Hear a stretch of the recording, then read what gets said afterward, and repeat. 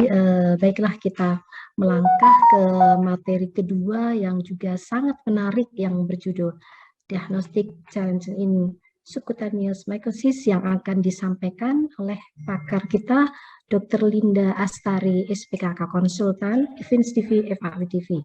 Sebelumnya akan saya bacakan terlebih dulu CV atau kurikulum vitae dari Dr. Linda. Beliau menyelesaikan pendidikan dokter dan spesialis kulit dan kelamin di FK UNER Surabaya, ya. Dan beliau juga merupakan konsultan dermatologi tropis Kolegium Dermatologi Venerologi Indonesia dan merupakan staf Departemen Kesehatan Kulit dan Kelamin FK UNER, Rumah Sakit Dr. Sutomo, dan juga anggota Komisi Evaluasi Nasional Kolegium Dermatologi and Venerologi Indonesia. Untuk kepada Dr. Linda Astari, SPKK Events TV FAW, waktu dan tempat dipersilahkan. Terima kasih. Assalamualaikum warahmatullahi wabarakatuh. Terima kasih Dr. Ani atas pengantarnya. Pertama-tama saya mengucapkan terima kasih atas kesempatan yang telah diberikan oleh panitia dan juga kelompok studi dermatomikologi Indonesia yang dalam kesempatan kali ini saya diberi tugas untuk menyampaikan tentang tantangan penegakan diagnosis pada mikosis subkutan. Mohon izin saya share screen.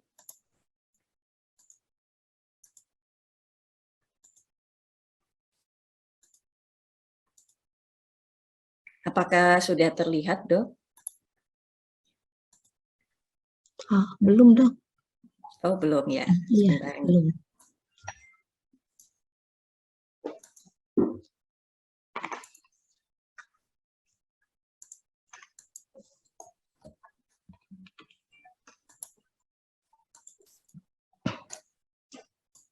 Mohon maaf, ini sepertinya sinyal saya. Ya, mohon. Ya, apakah sudah terlihat, ya, Dok? Aduh. Oke, sudah, Dok. Sudah terlihat. Ya. Sebentar saya.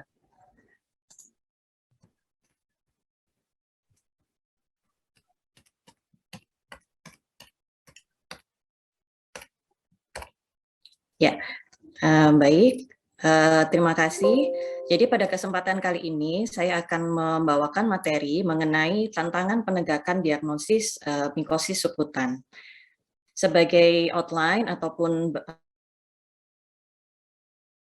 adalah tentang pendahuluan, yang kemudian yang kedua adalah klasifikasi dari infeksi jamur, kemudian yang ketiga mengenai mikosis subkutan itu sendiri, baik dari definisi epidemiologi serta varian klinisnya, dan kemudian saya akan menjelaskan beberapa varian klinis dari mikosis subkutan, dan yang terakhir adalah take home messages. Kasus mikosis subkutan ini sebetulnya memang jarang terdiagnosis di Indonesia. Hal ini bisa disebabkan karena beberapa faktor, di mana memang kasusnya sendiri memang cukup jarang sehingga sering juga salah diagnosis. Jadi mungkin juga para sejawat dokter belum terlalu banyak yang mengenal mengenai kasus-kasus mikosis subkutan, sehingga seringkali salah mendiagnosis kasus mikosis subkutan dengan penyakit-penyakit yang lain. Di samping itu, penyebab yang lain itu adalah adanya sarana dan fasilitas pemeriksaan yang masih terbatas. Di sini kita tahu bahwa fasilitas laboratorium mikologi yang lengkap mungkin hanya dimiliki oleh beberapa center pusat kesehatan tertentu saja.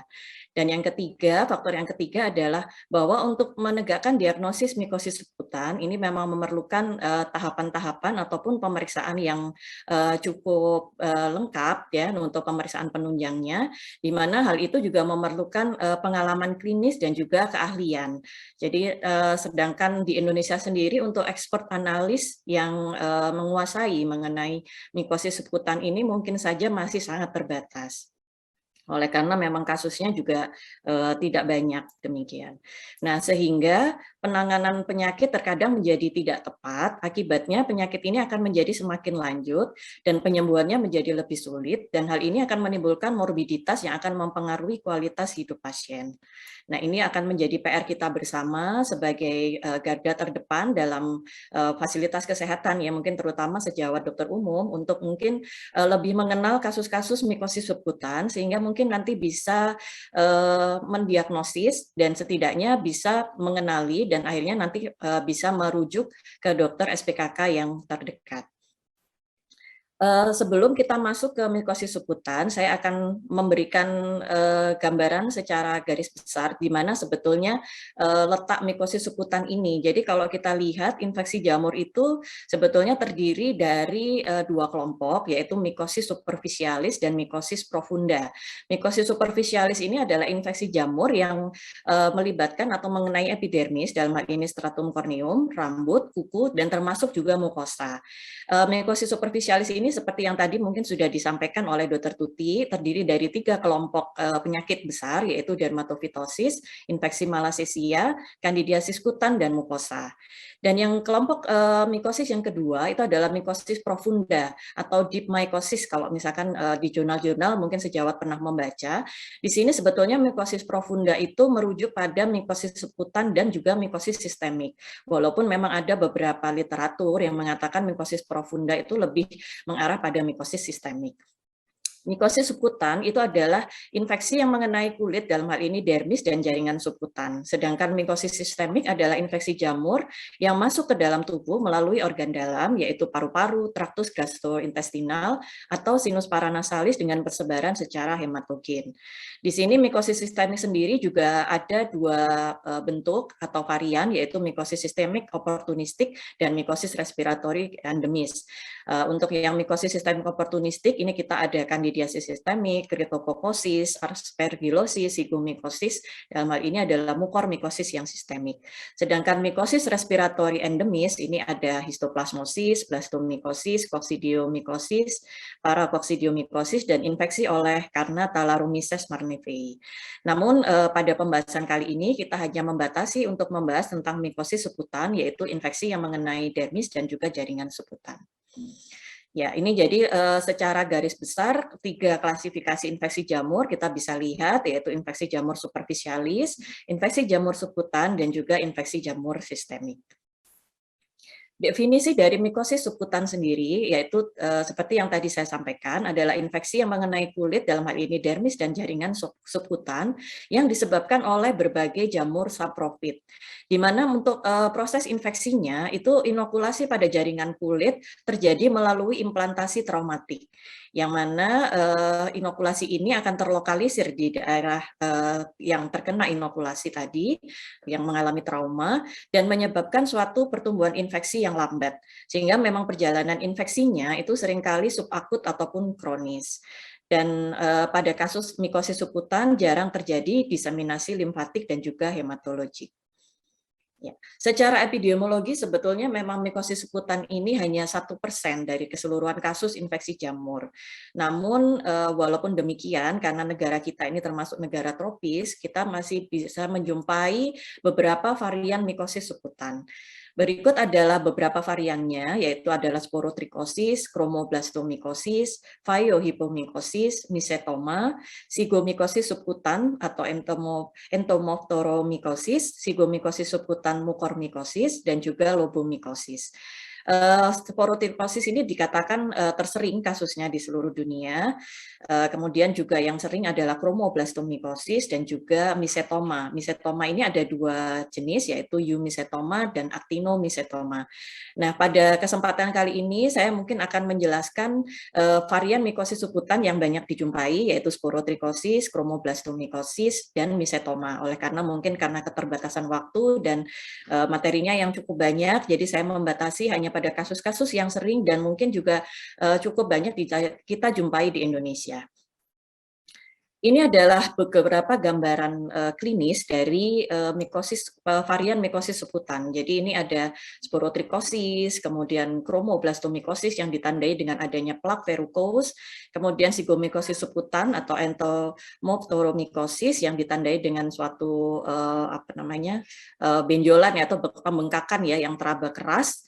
Kemudian juga phaeohypomycosis, ya ini juga berupa suatu case ya seperti seperti benjolan begitu. Kemudian juga ada zigomikosis subkutan, mukormikosis, kemudian lobomikosis yang ditandai dengan gambaran klinis yang pleimorfik. Kemudian ini adalah misetoma yang terdiri dari actinomisetoma dan juga eumisetoma. Nanti saya akan menjelaskan untuk masing-masing dari varian-varian ini. Ya, seperti yang tadi saya sampaikan bahwa kasus-kasus mikosis subkutan itu biasanya terjadi akibat trauma, jadi minor injury atau terjadi setelah terjadinya implantasi pasca trauma pada sebagian besar kasus. Namun kenapa kok sering tidak terdiagnosis? Karena diagnosisnya juga sering terlambat ataupun misalkan baru terdiagnosis setelah beberapa tahun. Oleh karena kadang-kadang juga riwayat trauma ini tidak diingat oleh pasien, sehingga karena minor dianggap sebagai trauma minor, mereka tidak terlalu notice atau tidak terlalu mengingat trauma tersebut.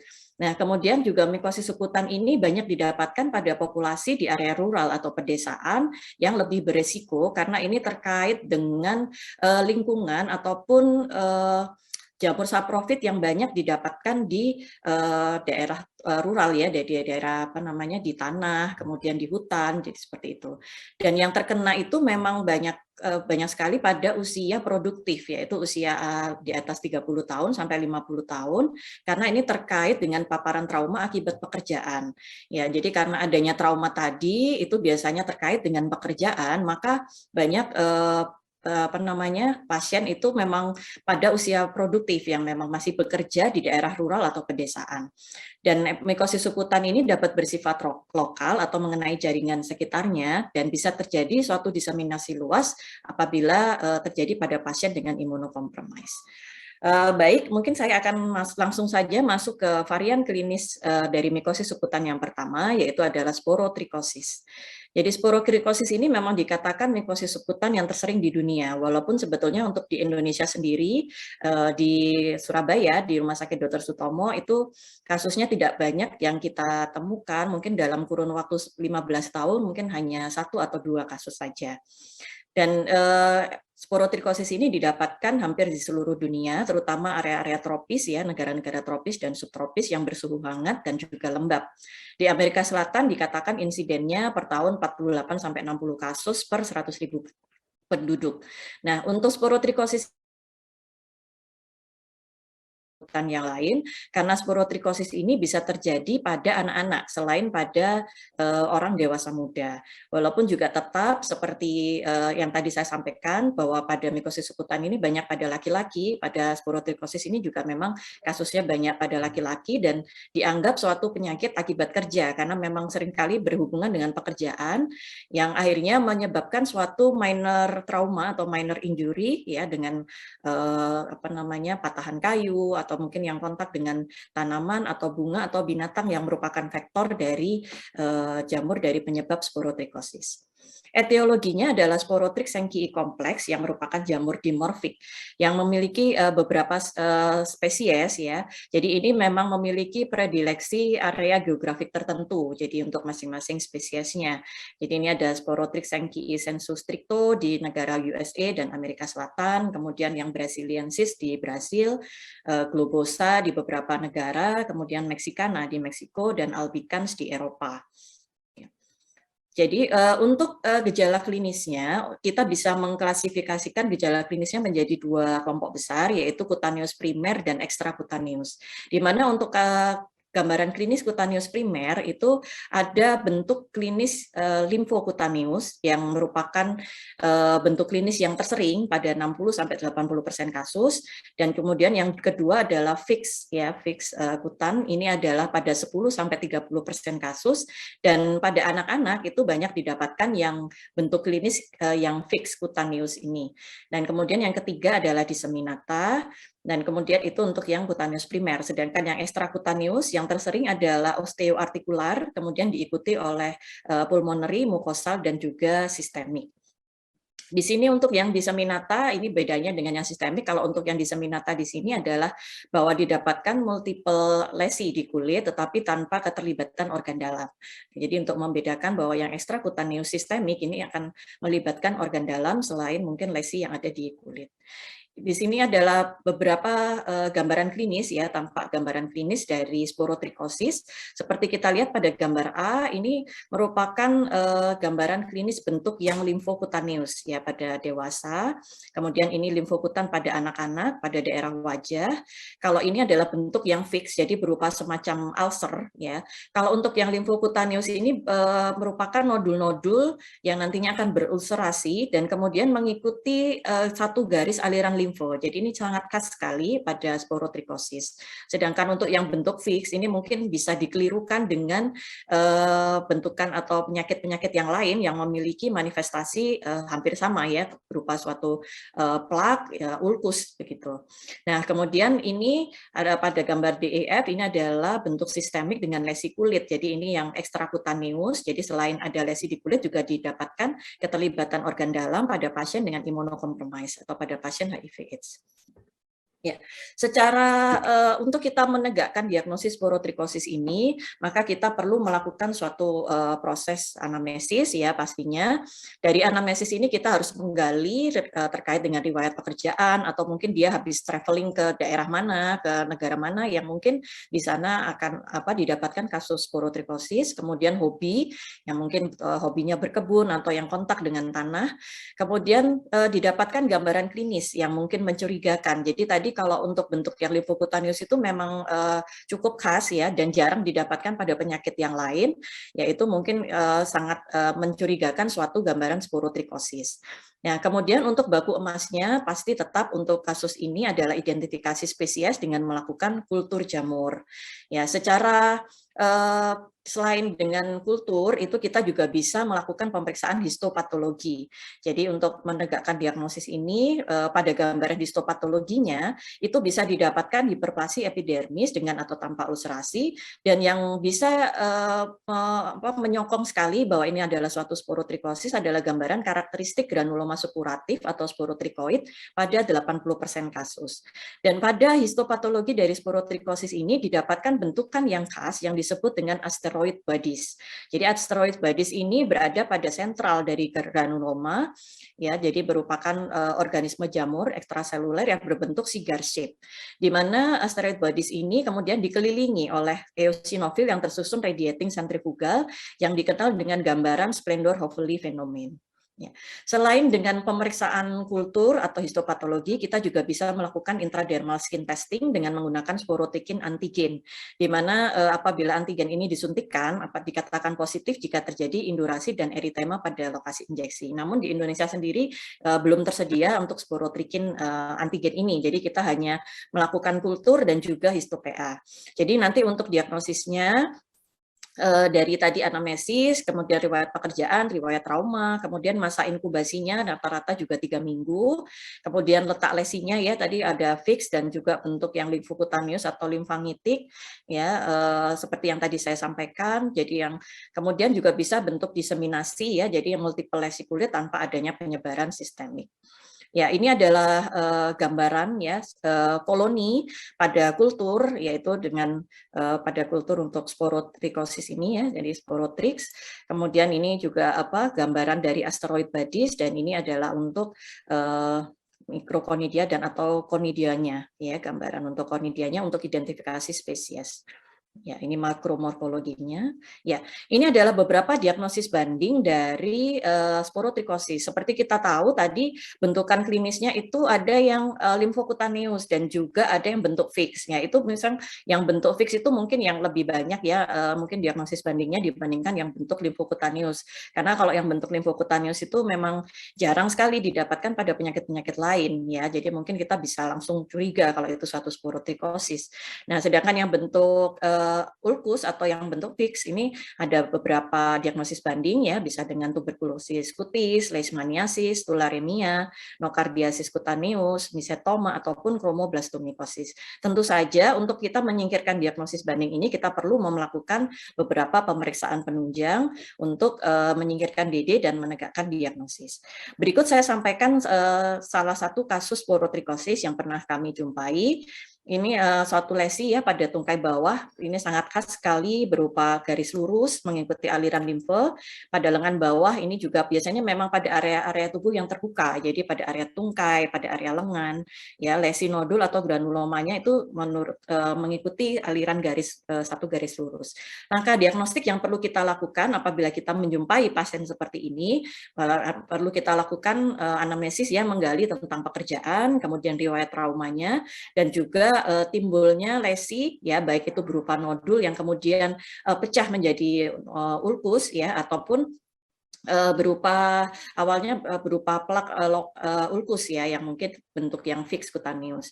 Kemudian dilakukan pemeriksaan fisik ya, antara lokasinya, kemudian identifikasi bentuk klinisnya, dan kita perlu melakukan pemeriksaan penunjang yaitu dengan kultur dan juga histo-PA untuk mengidentifikasi gambaran granuloma dan mencari gambaran asteroid bodies-nya ya. Kalau misalkan memang kita bisa temukan ya, itu akan sangat menyokong sekali untuk diagnosis ini. Jadi ini dari kasus tadi dilakukan kultur ya, makroskopisnya pada gambar A ini tampak dari depan, dan kemudian untuk identifikasi spesiesnya mikroskopisnya menunjukkan Sporotrichum sankii, tampak konidiofornya pada garis panah putih itu pada sudutnya tegak lurus dengan hifa. Ya, ini untuk gambaran histopatologinya pada nomor 1 dan 2 itu didapatkan gambaran granuloma dengan asteroid bodies. Jadi asteroid bodies ini biasanya di sentral dari granuloma. Ya. Berikutnya adalah varian chromoblastomikosis. Chromoblastomikosis ini adalah suatu mikosis subkutan kronis progresif yang disebabkan oleh jamur berpigmen, atau kita menyebutnya dengan Dematiaceous fungi, yang menghasilkan satu atau lebih sel yang berdinding tebal kecoklatan berbentuk bulat yang disebut dengan sklerotik atau muriform bodies atau Cooper-Penny bodies, karena bentuknya memang menyerupai koin mata uang berwarna kecoklatan yang dapat terjadi lokal di kulit dan jaringan subkutan. Chromoblastomikosis ini pertama kali dikenal di Brasil, dia juga adanya di daerah tropis ya, subtropis di beberapa negara, kemudian juga banyak pada laki-laki sama ya, pada usia 30, 60, pada usia produktif, pekerja agrikultural. Jarang sekali didapatkan pada wanita dan anak-anak. Jadi kalau dari varian mikosis subkutan tadi, yang pada anak-anak itu yang banyak memang hanya yang sporotrichosis ya, yang lain-lain itu lebih sering pada dewasa. Dan ini memang dapat mengenai seluruh ras juga untuk chromoblastomikosis ini. Nah, etiologinya adalah black pigmented Dematiaceous fungi ya, yang terbanyak. Maaf, dokter Lisa, sisa 5 menit ya, maaf. Iya, dok. Saya agak percepat sedikit, 90% kasus ya. Jadi sama, jadi tadi melalui suatu minor injury atau tusukan atau serpihan kayu ya. Nah, ini adalah gambaran muriform bodies atau Cooper-Penny bodies, jadi kita bisa lihat bentukannya itu seperti koin mata uang ya. Gambaran klinisnya itu berupa papul yang kemudian tidak nyeri ya, kemudian bisa menjadi nodul atau plak yang berdungkul atau warty atau verrucous ya, biasanya pada area tubuh yang terbuka. Jadi bisa terjadi, yang tersering memang gambaran klinisnya berupa plak verrucosa yang hiperkeratotik ya.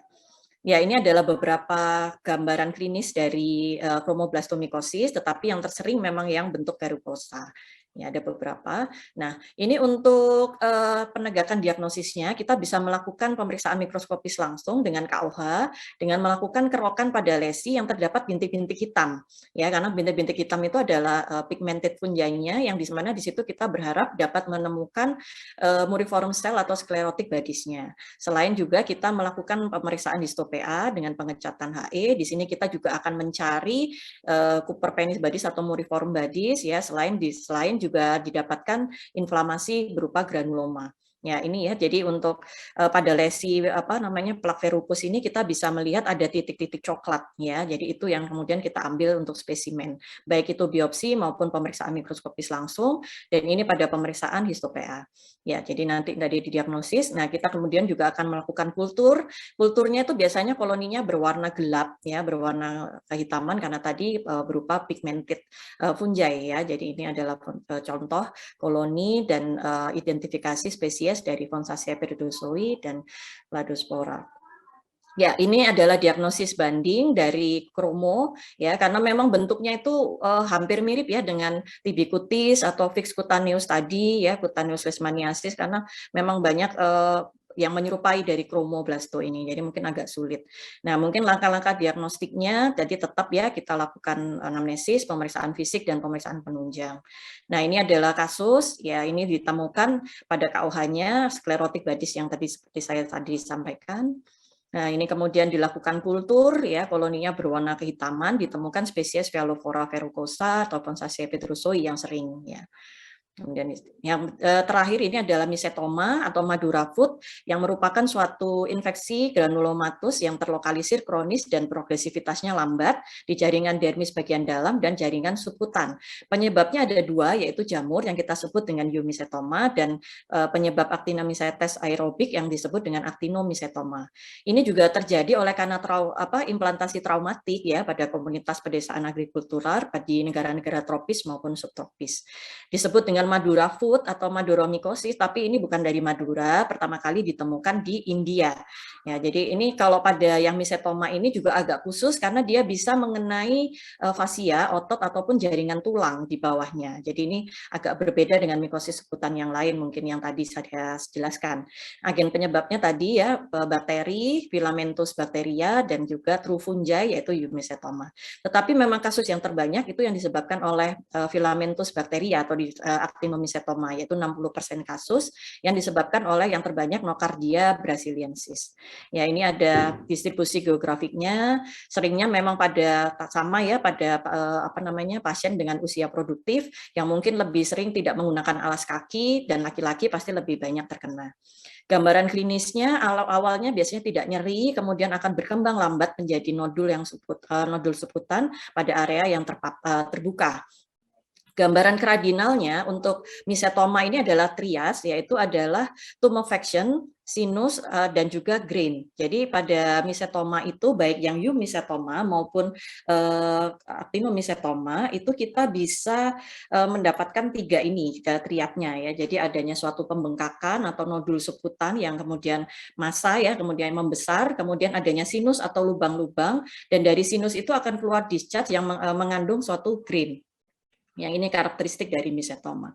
Yang actinomycetoma ini yang tadi disebabkan oleh Filamentus bacteria ya. Jadi ini contohnya ini sebelum diberikan pengobatan dan ini sesudah diberikan pengobatan. Ini pada pemeriksaan histo PA itu kita bisa menemukan kumpulan atau granulnya ya. Jadi kita bisa melihat. Kemudian ini pada identifikasi koloni pada kulturnya. Ya ini juga actinomycetoma. Beberapa diagnosis bandingnya yaitu kita tetap harus membedakan dengan eumisetoma ya karena memang sama-sama kelompok misetoma, triadnya sama, tetapi yang satu disebabkan jamur, yang satu disebabkan bakteri. Jadi mungkin ini yang harus kita perhatikan. Yang kedua, DD-nya yang tersering juga Botryomycosis, ini juga suatu infeksi bakteri yang juga memberikan gambaran triad tadi ya. Jadi juga ada tumefaction, kemudian juga ada sinus dan juga grain. Nah, ini adalah salah satu kasus yang kami dapatkan di rumah sakit ya, seorang tukang las dan cleaning service ya, kemudian mengalami suatu lesi yang keras ya, membengkak, kemudian timbul sinus dan juga bereksudat tanpa riwayat trauma yang jelas. Ya, sebelumnya ini sudah didiagnosis sebagai TB tulang ya, dan juga mendapatkan obat dan juga operasi, tetapi tidak membaik. Nah, kemudian jadi langkah-langkahnya seperti yang saya sampaikan tadi, kita perlu melakukan beberapa pemeriksaan penunjang, yaitu KUH untuk melihat adanya grain, kemudian histo PA, kultur organisme, ya, jadi melakukan identifikasi spesies dan pemeriksaan X-ray. Karena ini tadi kan ada keterlibatan tulang ya, kalau untuk misetoma itu bisa didapatkan keterlibatan tulang, nah itu kita perlu melakukan pemeriksaan X-ray. Nah, di sini pada kasus tadi, setelah dilakukan pemeriksaan mikroskopis langsung, ini grain-nya itu berwarna pucat ya, dan gambarannya seperti grain pada spesies Streptomyces somaliensis. Jadi memang pada misetoma ini grain tadi itu bisa merupakan petunjuk diagnostik karena memang bentuk dan warnanya itu spesifik untuk spesies-spesiesnya. Jadi itu bisa kita pergunakan untuk bantuan ya untuk mendiagnosis eumisetoma ataupun actinomycetoma. Ini pada gambaran histo PA-nya ternyata tapi tidak didapatkan bentukan elemen jamur, tetapi hanya didapatkan inflamasi kronis dan banyak eosinofil. Dan pada pemeriksaan X-ray ternyata didapatkan osteomielitis sehingga pada pasien tadi didiagnosis sebagai actinomycetoma. berdasarkan dari gambaran klinis dan juga pemeriksaan penunjangnya. Ini kalau eumisetoma itu disebabkan karena jamur ya pada greennya. Diagnosis bandingnya juga kita tetap membedakan dengan actinomycetoma dan botrytis dan juga mungkin penyakit yang lain ya, tibikutis atau osteomielitis kronis. Nah, ini adalah salah satu contoh kasus eumisetoma di tempat kami ya, pasien tertusuk petani ya, tertusuk kayu 10 tahun sebelumnya. Ternyata setelah diperiksa granulnya itu berwarna hitam ya, dan cocok ataupun spesifik untuk bentukan green dari Madurella mycetomatis. Ya. Ya, ini untuk langkah-langkah diagnostiknya, kemudian dilakukan fistulografi, ternyata didapatkan fistul enterokutan dan yang nefrokutan, yang keduanya saling berhubungan. Pada gambaran histopea tampak granulnya ya di dalam granuloma. Ya. Nah, ini sedikit perbedaan secara garis besar untuk eumisetoma dan actinomycetoma. Jadi dari etiological agent-nya, dari kemudian masa inkubasinya, intinya pada yang actinomycetoma itu memang inflamasinya lebih terlihat dibandingkan eumisetoma. Ya, masa periode inkubasinya juga lebih singkat, dan kemudian untuk bentukan lesinya biasanya fistul atau sinusnya itu lebih banyak, dan mulut dari fistul itu lebih terbuka dibandingkan dengan mulut fistul pada eumisetoma. Dan pada eumisetoma biasanya jumlah fistulnya tidak terlalu banyak sinusnya ya. Jadi tanda-tanda inflamasinya itu lebih terlihat pada yang actinomycetoma. Dan keterlibatan tulang itu juga lebih banyak dan lebih agresif pada yang actinomycetoma dibandingkan dengan yang eumisetoma yang lebih lambat dan juga less destruktif. Nah, untuk warna green-nya, jadi kalau untuk warna green pada yang eumisetoma itu untuk yang Madurella itu khas ya, warnanya black brown ya, jadi warna hitam atau coklat, dan kemudian tapi juga ada spesies-spesies yang berwarna putih kekuningan.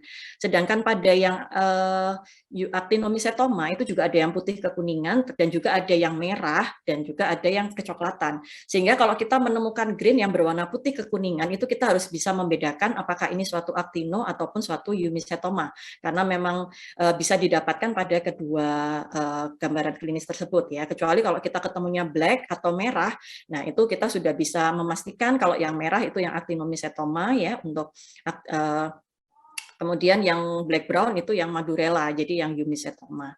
Ya, ini adalah beberapa warna green yang tadi saya sampaikan ya. Untuk beberapa spesies itu memang dia warnanya spesifik ya, tapi memang ada yang sama nih antara eumisetoma dan actino, sehingga kita memang harus hati-hati untuk mengidentifikasi spesiesnya. Ya, ini juga beberapa gambaran, perbedaan gambaran ya pada histopea ya, pemeriksaan mikroskopis. Ya, ini antara actino. Jadi yang atas ini actinomycetoma, yang bawah eumisetoma, kan bisa kita lihat sinus-sinusnya lebih banyak pada actino ya, tampak inflamasinya lebih ini. Maaf, ya sudah tinggal sedikit dok, maaf tinggal sedikit ya, ini sudah terakhir ya, maaf. Jadi untuk take home messages-nya pada presentasi saya kali ini, perlu dipikirkan diagnosis mikosis suputan bagi sejawat sekalian apabila menemukan kasus-kasus dengan keluhan yang bersifat kronis, tidak dengan nyeri ataupun minimal nyerinya, dan kemudian ada riwayat trauma dan mungkin terjadi pada pasien laki-laki terkait pekerjaan atau hobi, petani, tukang kebun atau tukang sampah, dan tidak membaik dengan pengobatan bukan anti jamur atau tidak membaik setelah tindakan pembedahan, itu perlu dipikirkan diagnosis mikosis suputan ini. Dan jika terdapat dugaan kasus mikosis suputan, segera lakukan rujukan ke dokter SPKK terdekat untuk dilakukan pemeriksaan lebih lanjut, karena pemeriksaan yang komprehensif akan membantu penegakan diagnosis yang tepat sehingga kita dapat memberikan terapi yang sesuai dan bisa memberikan kesembuhan dan peningkatan kualitas hidup pasien. Sekian yang dapat saya sampaikan. Terima kasih, semoga bermanfaat. Wassalamualaikum warahmatullahi wabarakatuh.